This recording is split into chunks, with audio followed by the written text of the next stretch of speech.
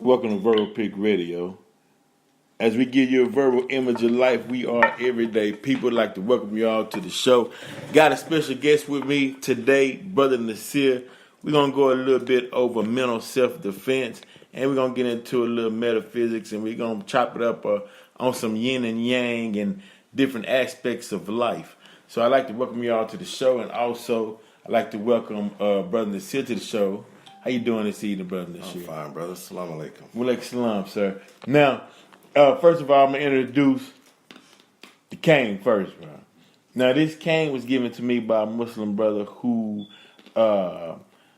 instructed me that it was handcrafted in Afghanistan by a imam. So, there you go. But it's the first time that I introduced it, so, it is what it is. He's hanging out with the brothers. Right, yeah, he kicking it with us. Now I noticed, and some of you all who witnessed Brother Wali on Sundays when he does his lectures, Brother Nasir is also there. He's the one that you'll hear give the intake or would ask the questions or give the insight, and it's a lot. I mean, man, a lot of powerful lectures, and I know I caught about 3. It's been running for about 3 or 4 weeks. Oh, we're at a month now. At a month, Yes, sir. At a month now, rolling strong. Definitely. So make sure you all tune in to that, and that's every Sunday, At 2 p.m. 2 p.m. Facebook Live. Yes, sir. All right. Now, if you all are not subscribed to the Facebook Live, where can they go? What is that page that's on? You can go directly to my page, which is Nasir Muhammad. Nasir with 2 I's. Okay. Nasiir. All right, there you go. And make sure y'all check that out.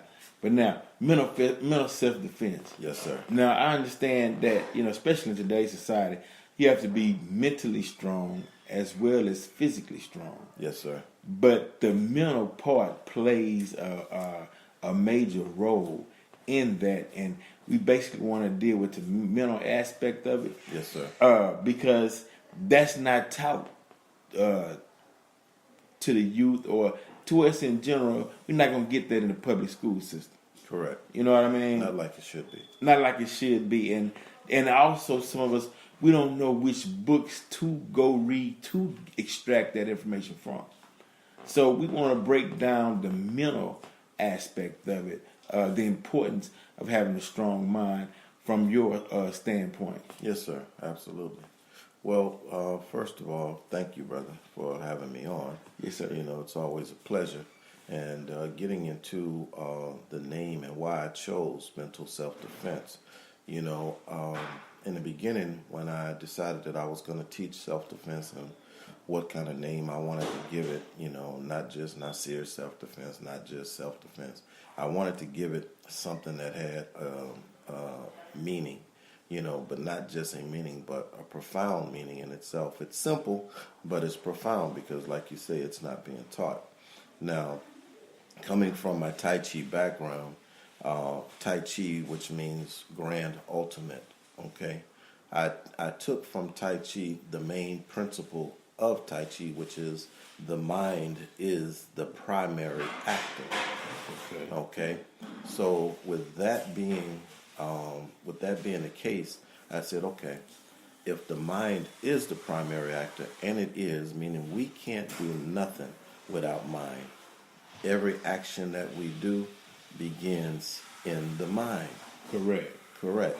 So I decided to take that principle from Tai Chi and make that or add that to the title that I wanted to use for self-defense. So right away, when someone is looking for, a self-defense program or whatever, and you see mental self-defense, I wanted to, first of all, stimulate thought into asking, well, what is his mental self-defense? Right. Why not just regular self-defense?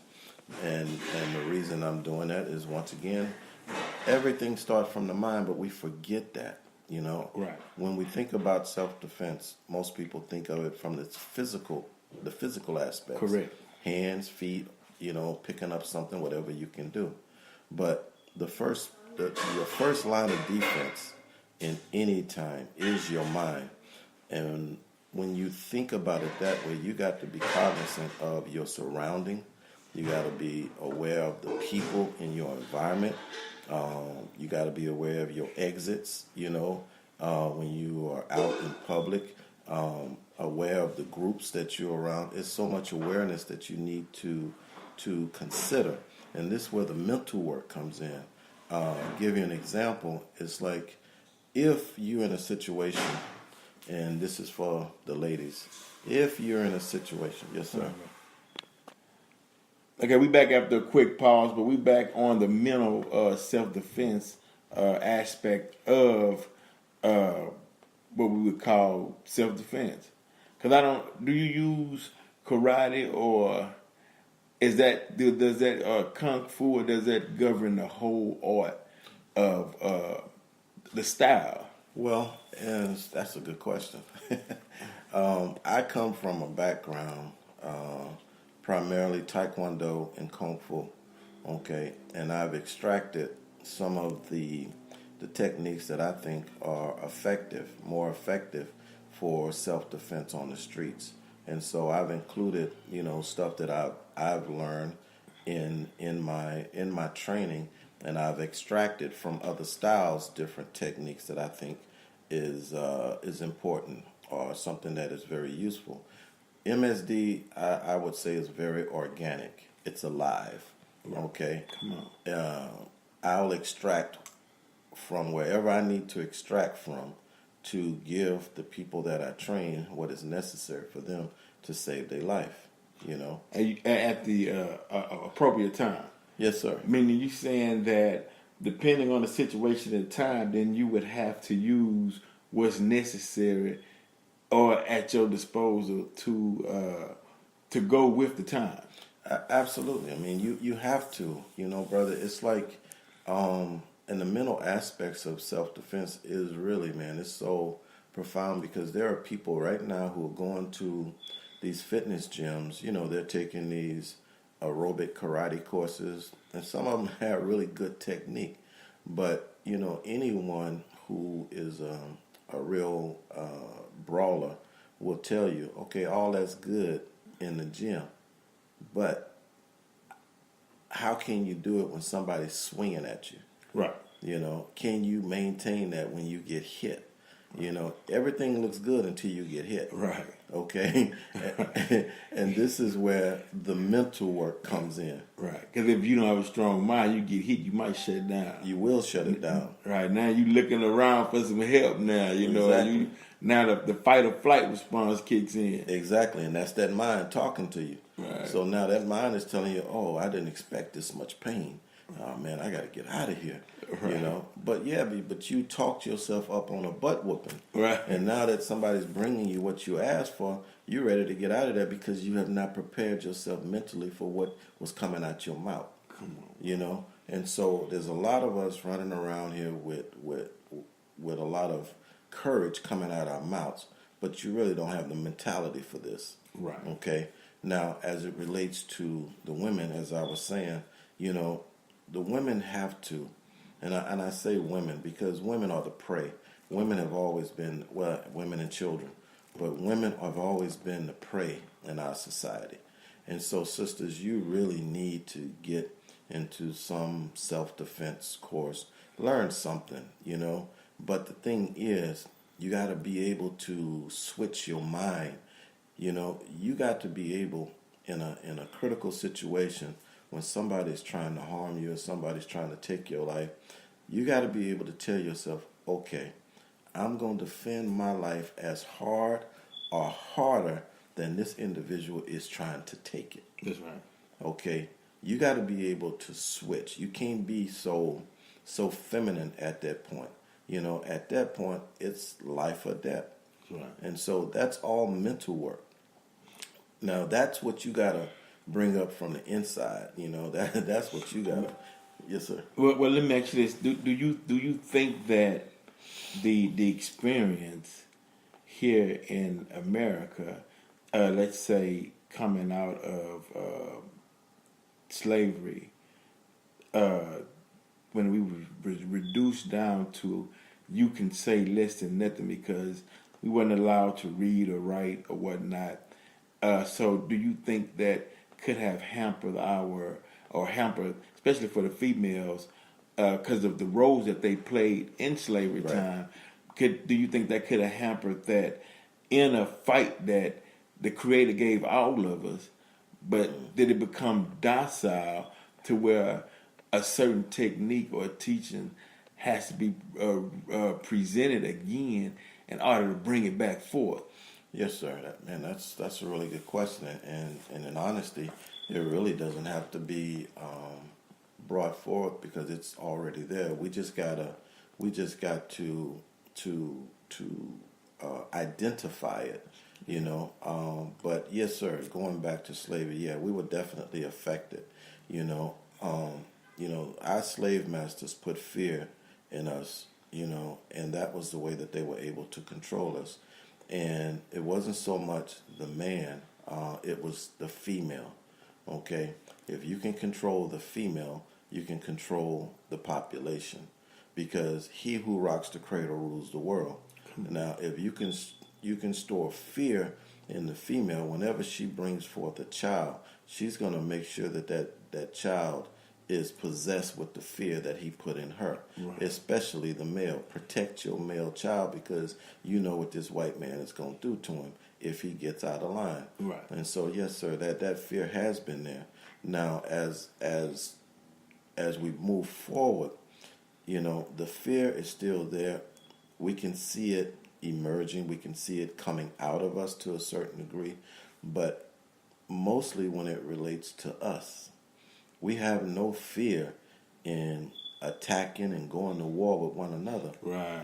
But when it comes time to defending ourselves against our open enemy and the one who has been an enemy for the last 400 years and long, well, 6,000 years, honestly, but here in America for the last 400 years, then, you know, it's we should take a real good look at that. And that goes back to the mental aspects of being able to protect yourself. What did this man put in us that whenever we see him, we fear him? Right, right. You know? I mean, I noticed. I would watch old movies back, civil rights movies, even going back to slavery, where white man walking down the sidewalk, black man walking on the sidewalk.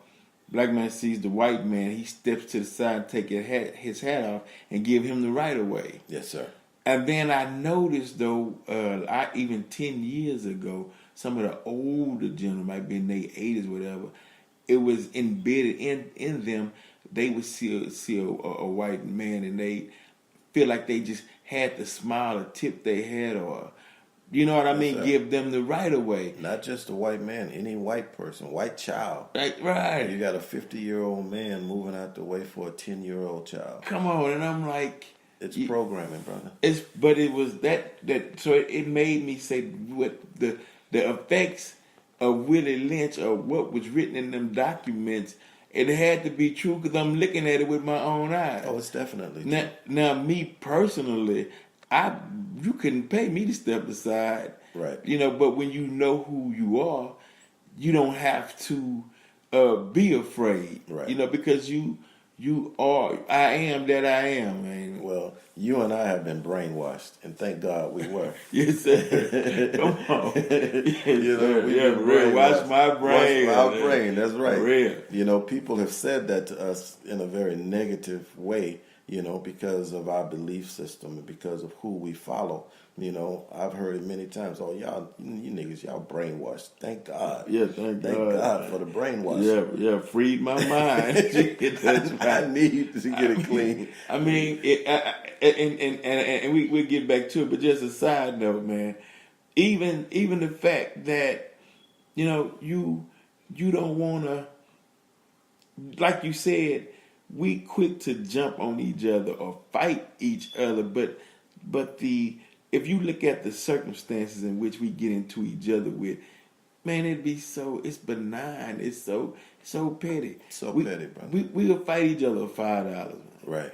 Or we will fight each other over, man, $5,000, which is you take a life over a card game, man, I mean, You and stepped on my foot. on my foot You're or looking at me wrong. look, or man, I just got it. It's on my heart to say it. I'm Go going to ahead. say it. But even back when I was younger, right, I would see cats getting into it over 50 pack rocks or a half or a quarter or ounce, and it's like, you gonna kill this dude over, man, come on, that ain't even no money. Right. You know what I mean? I would see that constantly, and I would say, damn, but that's petty, dude. That ain't, I mean, why? Look, what they saying is $500. You paid $500 to do at least 20 years behind bars. You didn't win in the deal. No, See, not at the all. object of the game is that's why this mental self defense is so important, because it's a mind game, and sometimes it's the matrix. You got to have a strong mind to fight out the matrix, and you got to do your mathematics. You got to say, look, okay, $500, I could take him out. Then that's gonna give me 20 years in jail. They gonna make 60,000 a year off me by housing me. They winning all day long. All day long. And the object is that, so they'll say, if you look at the judge, he'll calculate and say, damn, you mean it? That's why they say ignorance of the law is no excuse. Right. Because you really could scream bloody murder if you dealing with it on a monetary value by saying, hey, I got the raw deal. Right. But if you don't have a strong mental mind, you're gonna always get the raw deal. Because I even noticed, man, and when I played football, moved out and played football, what they would call out to the suburbs, right? I'd understand, damn, the questions they would ask me, I knew they just checking my mindset to see how much they can get away with. Yes, sir. Or they want to see what you know about a certain question they'd ask you. So it's like, if you not only strong physically, but strong mentally, meaning that, the temple of God, where is the temple of God? The temple of God is inside the brain. It's inside the brain. It's not, you don't have to look outside yourself for the creator. No, not at all. And that's the part of the problem. See, we keep looking outside ourselves for answers to our problems when, most of our problems can be solved by looking inside. In fact, in my school, over my mirrors, I had that actually written on the walls, is that when you look at yourself in the mirror, you're looking at the answer to most of your problems. Your reflection is your answer. But the problem is we looking outside rather than inside. Inside. Yes, sir. So then that means if we looking outside, then the thoughts or what we think on is coming from outside influences on TV. Then that means that your thoughts can't produce reality or reality for yourselves, because they didn't come from the inside of you. They didn't come from that God inside of you, because you're relying on information from the outside, which, it's an inferior, and it's an inferior existence. It's an inferior environment. It's an inferior reality, and not even a reality. It's an inferior way of life. The real life or the real existence comes from the inside, because that's where God is seated. God is seated on the inside of us, according to what Jesus has taught us. Come on, that is true. For those of you who are Christians, and even if you're not, but for those of you who are Christians, check your Bible. Jesus said the kingdom of God, or the kingdom of heaven, is within you. Well, if the kingdom of heaven is within, and God is the one who resides in heaven, then obviously God has to be there too. Has to be. So Has to be. So why you looking outside yourself? Absolutely. Or for somebody else to do for you what you could do for yourself? Absolutely. And that's once again, brother, that goes to the conditioning. We've been conditioned to rely on somebody else to do for us what we can do for ourselves. Not only is it somebody else, we rely on our children. The Caucasian is a made man. He's new to our planet, but God gave him dominion and power over us for a period of time. That period of time was for 6,000 years. That time is up. Yeah, And this is why, 1914. yes, sir. And this is why you're seeing all of his dirty laundry being revealed now. We are beginning to see, the world is beginning to see what type of individual this man has been and what type of rule and what type of leadership he's truly been providing us. You know, look at all the pedophile and the sexual harassment. These are from people who's supposed to be making the rules for us, but yet they constantly breaking the rules. That's right. You know, and then we talk about pedophilia. They trying to justify it. Right. They They got a movie coming out. I can't recall the title. It's about a 24-year-old male and a 17-year-old boy, and they already have it up for Oscar nominations. And I'm saying, man, wow, what kind of sick culture are we in to where you would even put that in the view of people, and then people vote to give that an Oscar? I remember at one point, parents would protest that movie. Absolutely. They'd have picket signs out. They'd be like, no, hell no, this is not happening on our watch. Right. But today, the reason being is that, okay, the scientists not going to even open their mouth till it's time. Well, it's time. So, because the situation presented the time. So now the scientists is starting to open their mouth and don't have time to be politically correct because not at all. That's too slow. Not at all. You know, time dictates the agenda. And when I say time, I mean the things that are going on today in our lives dictate our agenda, meaning it dictates to us. It's telling us what we need to be focused on and what we need to be doing for ourselves. Going back to what you said, we need to be doing for self. We cannot be reliant on these individuals who don't have our best interests at heart. You know, they're harvesting our organs and things of that nature. I mean, so we have to begin going back to the self-defense aspect. Right. We got to begin providing a line of defense for our communities, right, for our children, and especially for our women. Right. You know, man, I pray all the time to Allah that I'm not in a situation where I see a policeman, you know, beating one of our sisters. You know, because I already know what I'm going to do. Right. And the problem is that I really don't want to, right, because I know what I want to do with the rest of my life. That's right. But if you are true to this, if you are real to this, Elijah didn't raise no punks. Not at all. And I believe in the God that I serve. Yes, sir. And so if at that time it's time for me to give my life to protect this woman from this beast, then that's what I'm going to do.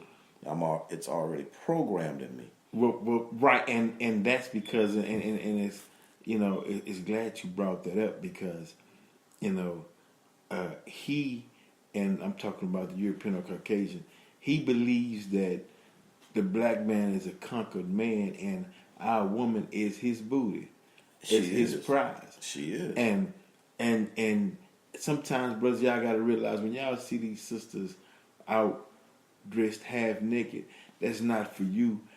She trying to catch him, her slave master, or her banker, or she thinking she wants to get in his pockets or in that world, so she dressed to appease him.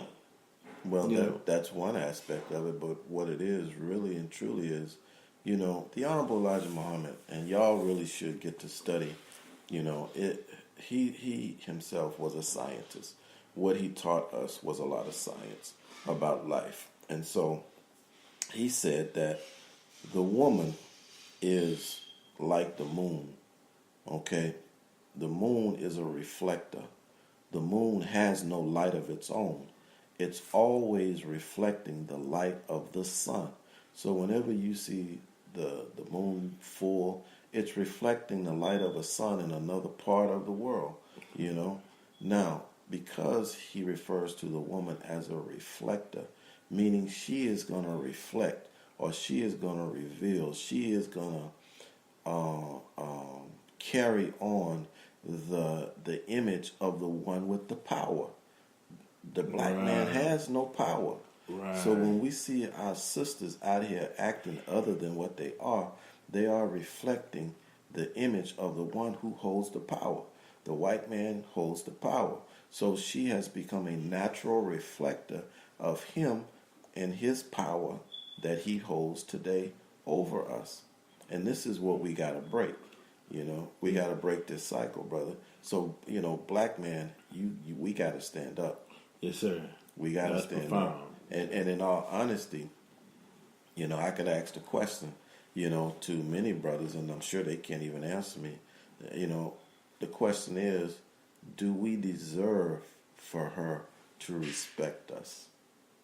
Ooh, that's a good question. Brother. Not individually, because there are some good brothers out here. Sir. But you one of them. Yes, sir. But as a whole, right.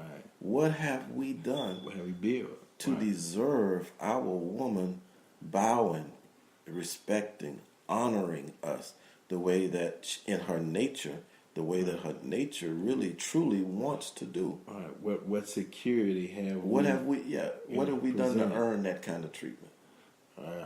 Yeah, that's See, this is the kind of questions we need to be posing to our brothers. That's right. Now sisters will submit most of the time because they lonely, right, or they see something that they could get, right. But in all honesty, we haven't really done anything to deserve it. She's trying to hold on to us because we belong to her and she belongs to us. But in all honesty, we keep calling for equality, brother, but we're not equal.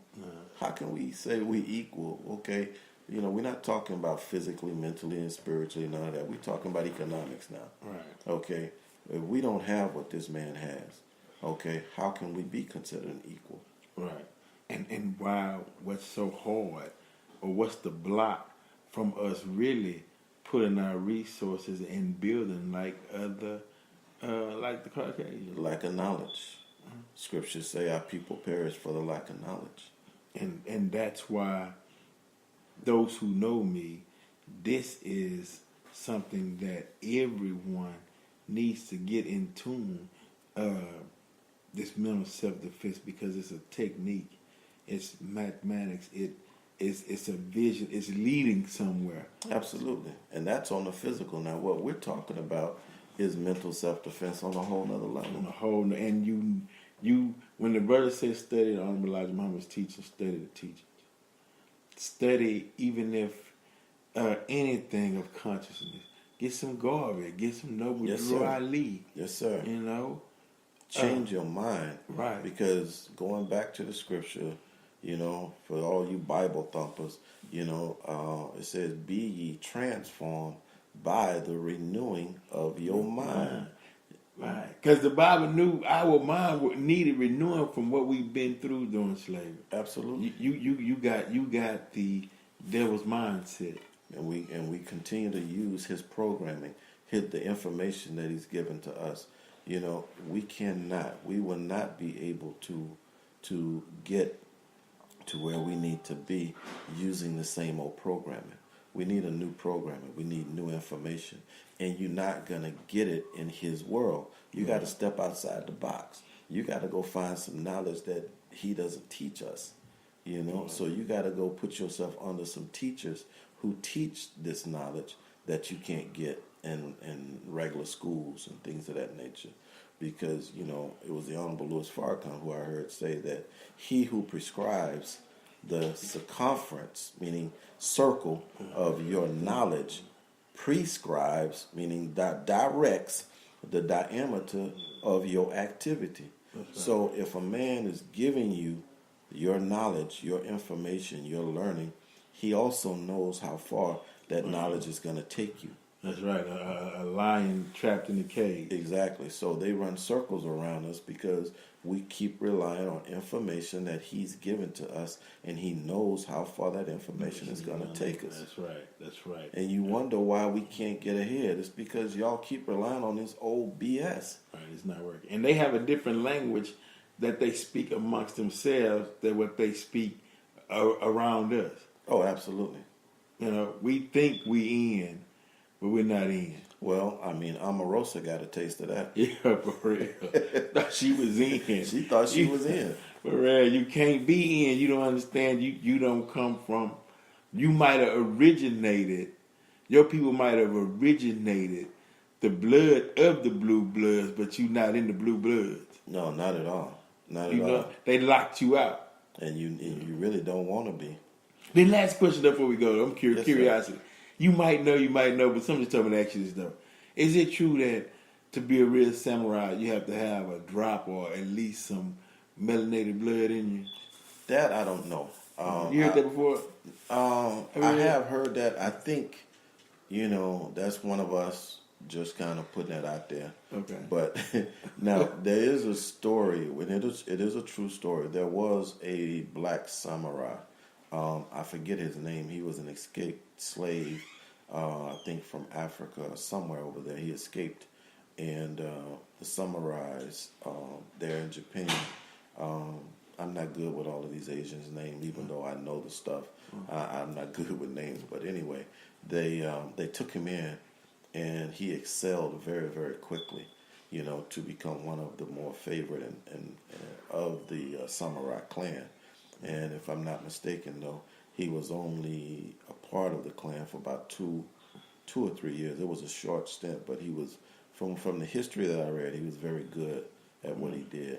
And so when the leader of the clan, I think he died or killed, when that happened, this brother went back to, I believe, where he's from, or he went somewhere where he could live out his life, in freedom. Oh, okay. Wonderful story. Look, man, I appreciate you for being on the show. Yes, sir. This is Burrow Pick Radio. We'll keep bringing you topics that stimulates your mind, things that you can. Do we have a few more minutes? Yes, sir. Yes, sir. Because I wanted to make it, real clear. When we talk about self-defense, for those of you who might be a little timid and might be afraid, just think about the human body. You are already programmed to defend yourself. Okay? You and I, we have the right, according to God, we have divine right to defend the life that God gave us. And that is proven by the immune system. The immune system will attack and destroy anything that comes into the body that's not supposed to be there, if it has the power to do it. And so from the inside of your body, we're being taught that we are supposed to fight.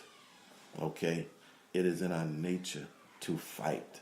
Okay? It is in our nature to fight against evil. It is in our nature to fight against anything that is not good for us. And so I just wanted to bring up that point, brother, that the human body tells us that we are supposed to fight anything and anyone that comes to harm you, okay, and wants to take the life that God has given you. That's right. That turn the other cheek, that's slave teaching. That's slave teaching. That's slave teaching. That was to make us better slaves. Right. That wasn't right. That didn't coincide with the nature of your creation. Right. And so, once again, the mental aspects of self-defense is be conscious of your surroundings, and most of you at any given time are carrying weapons of self-defense, an ink pen, keys, a hardback book, just different objects in your surroundings could be used to protect yourself if you only take the time to learn how to use these things, and not special, but learning a few techniques, to get you out of a situation, because I disagree with teaching women how to wrestle and take down men, because it should be injure them to the degree that you could run away. Right, come on. Yes, sir. That's right.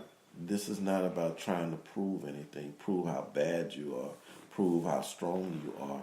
Now, if you are attacked and taken to the ground, then of course you don't have a choice. But you don't want to put yourself on the ground trying to put in a chokehold, trying to do a lock. Or no. That's the wrong way to think. Simple techniques: kick to the shin, kick to the knee, kick to the groin, and I'm keeping the kicks low because You know, the leg is the longest part of your body, and if you're kicking low, it's a lot easier, it's a lot faster to make contact because you got the longest part of your body kicking at the shortest distance. Yeah, that's mathematics. It's mathematics, you know, and it's harder to defend against. So if you could kick someone in the shin as hard as you can, you know, a lot of you sisters wear heels and things of that nature. If you can kick someone in a tender area, and don't just kick them one time, kick them several times, and make sure that when you take off running, they're gonna stay there and nurse their wounds rather than try to come after you. Come on. Well, look, what we need to do, we need to put together a demonstration video. Yes, sir. To put together something that where these sisters and brothers who want to learn this mental self-defense and mathematical technique, they can. We got to set up somewhere y'all can go purchase it. Either that, or we can do a workshop.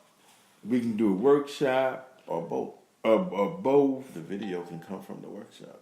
Video can come from the workshop, but it has to be something because it has to be. See, I'm all about making money. Yes, sir. Or making or what when they say money has to go through the hands of black people and black businesses, right? And at least 5 times, you know what I mean? Well, something. Well, what you're talking about is mental self-defense on an economic level. On an economic level, because you know, this knowledge is not it's not easy to find, and we have to be compensated for our time. He has to be compensated for his time. Absolutely. And we have to get into the laws, the universal laws of money. If you don't put that in, you're not getting that now. Correct. You know what I mean? Yes, sir. And so get your blessings. If you're gonna spend your money towards something, is what I'm saying. At least spend it in something that can be beneficial, that you can use, that can enhance your life, not something that is gonna take away from your life or detract from your life. Example, you don't want to go in with no knowledge and an hour to 2 hours later come back out still with no knowledge. You dig what I'm saying? Exactly. So let's work on that. And I keep y'all posted as we, you know, as inshallah, when the spirit hits to move, then that way we in line with the right time. With the Creator. With the Creator. Bruh, again, appreciate you for being on the show, brother. Nasir, man, it's been wonderful. A lot of information was dropped. And I know a lot of minds were heightened or sharpened just by what the knowledge you possess. All praises due to Allah for the humble Elijah Muhammad, brother. Because like Malcolm used to say, like Muhammad Ali used to say, and like the Honorable Louis Farrakhan says, it all comes from the Honorable Elijah Muhammad. Assalamu alaikum. Wa alaikum salam.